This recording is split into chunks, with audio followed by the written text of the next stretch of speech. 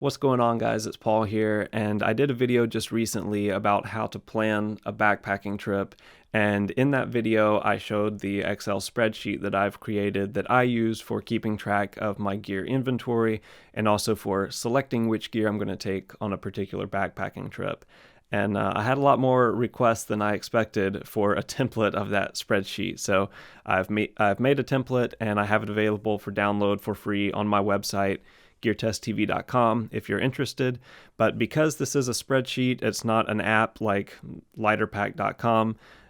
This is not quite as self-explanatory to use. So I wanted to do a quick video and just walk you through how to add information into the spreadsheet and to make sure that the Excel formulas continue to function properly as you begin to build out your inventory. So here in the spreadsheet, what you can see is if I switch back over to my original copy, I had many more rows of information. I've just deleted a lot of that to pare it down into something a little more manageable as a starting point for you.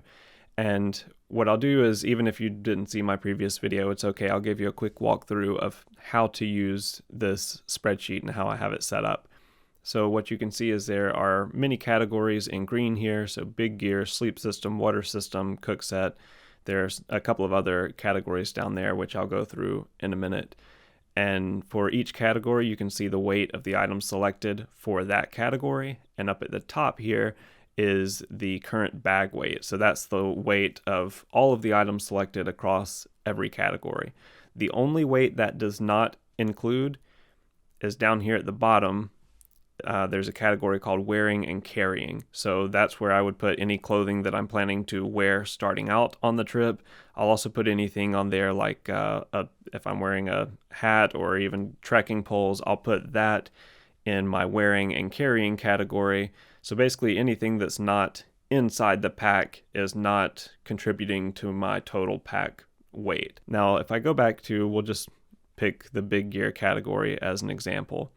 You can see each row here is a different piece of gear, and you can add that to your bag or select that gear just by putting an X under this column next to the piece of gear that you want to select. So for example, right now I have the Gossamer Gear Murmur 36 selected, but if I wanted to instead see what the weight would look like if I take the G420 instead, I can put an X next to that.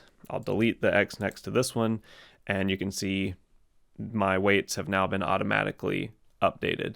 Also, you'll notice that anytime you put an X next to an item, it automatically highlights that row just so it's a little bit easier to see as you're scrolling through here which items you have selected. Now, going across all of these columns here, I'll explain what each category is, starting with the type column. This is really arbitrary and it's just for organizational purposes.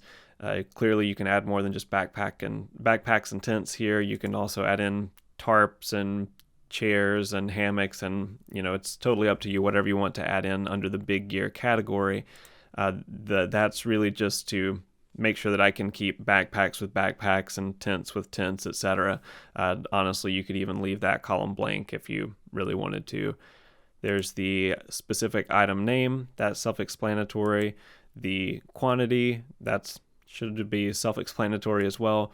And then we can get into the weight. So there's the weight, and of course all of this, by the way, is in ounces and pounds. I will have a separate file available for download along with this that is a metric version if you would prefer to use grams and kilograms there. But the only time that there will be a difference between the weight and the total weight category is if you're taking more than one of something. So clearly tents and backpacks, you're probably only taking one on each trip. But for example, down here I have a category that is a liter of water. So I have the weight right here for 1 liter of water.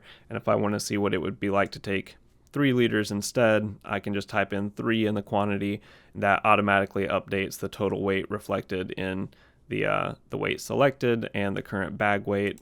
I can switch that back to 2 liters there. Next is the notes column, and again, fairly self-explanatory, but just allows you a little space to add a note like I did here. So I know that the weight that I listed for the Nemo Hornet includes the 1.1 ounce stuff sack. So I know from that if I wanted to drop another 1.1 ounces, I could leave the stuff sack at home. Now these next two categories might actually require a little explanation, and the first one is this prospective column. I added this category just because sometimes I will add a piece of gear to my inventory that I don't actually have yet. It's just a piece of gear that I'm considering purchasing, and I want to see what the weight of that item would do for my total bag weight, or I want to compare it to other gear in my inventory. If that's the case, then I just add an X next to that item. Just lets me know that I haven't purchased it yet, and that can become even more important if you try to add it to your bag. Having an X in this category automatically changes the font color to orange, just as another reminder so that you don't create your gear list and then realize on the night that you're packing your gear that you accidentally forgot to purchase this gear that you were planning to take. So there is a prospective category there if you need it. And this last category is really simple. It's just asking if the weight here is based on my scale or if it's the listed weight like from the manufacturer's website. And I prefer to use weight from my scale at home just because the listed weight is not always entirely accurate. So if I'm using a listed weight here, I'll leave an X in that category just to remind me at some point to go back and weigh it with my scale at home. So as we're adding your own gear to the inventory, clearly, as you can see, I've left a few sample items in every category, so you could easily just type in your own information and your own weight there.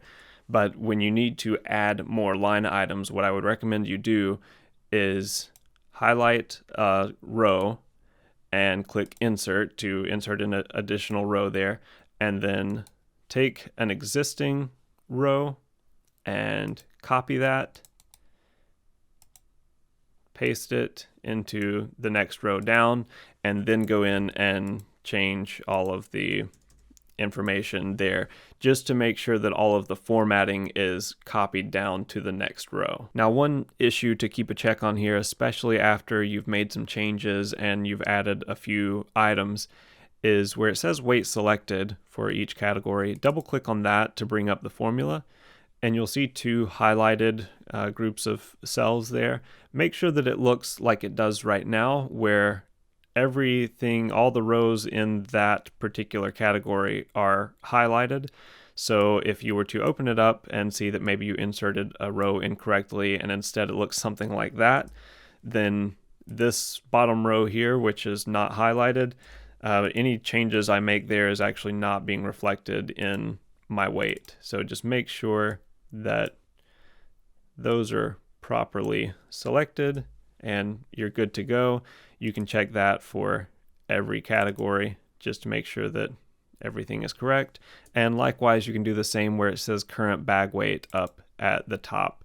Make sure that that covers all of these selected items. It should go all the way down to where it says wearing and carrying here. That's what keeps the wearing and carrying category from being added to your total weight.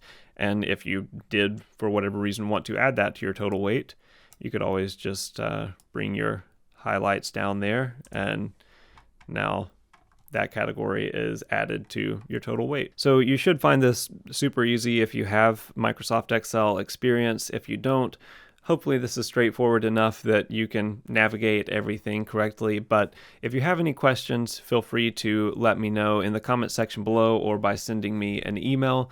Once again, you can find this for free on the website geartesttv.com. I'm also working on adding a couple of other free downloads over there as well. And other than that, thank you for watching, and I will see you in the next video.